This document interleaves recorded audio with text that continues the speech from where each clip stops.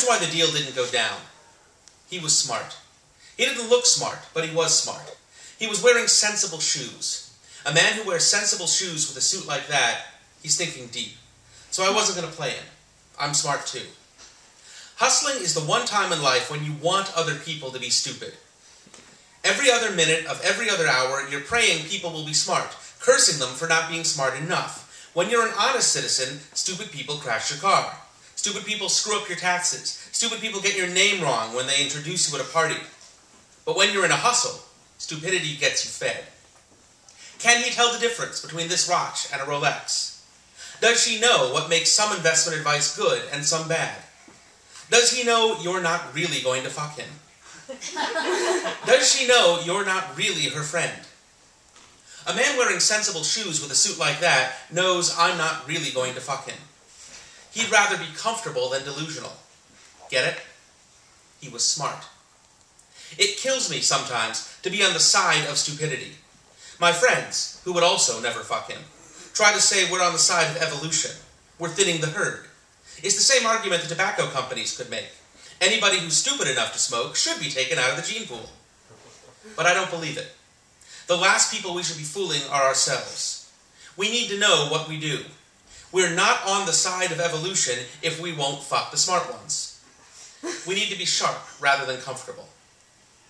He wasn't going to sign on the dotted line if he didn't really believe, somewhere in the back of his reptile brain, that if he got me happy enough, we'd get naked. He looked me over, down my dress, and asked a sharp question about how the derivatives would be overseen. I looked at his shoes. I folded right there, said I'd have my partners get back to him. Finished my drink, went out and looked up a lawyer I can always count on to buy me Coke and invest $10K after 2 scotches and a pat on the ass. I like the smart ones, but they're the ones I have to stay farthest away from because they'll never feed me. They'll feel good about not feeding me, pat themselves on the back that I'm going hungry tonight. I have to keep close to the stupid ones. They can both go to hell. The world is broken, and it's as much their fault as mine. It kills me that I never get to wear sensible shoes. Yeah.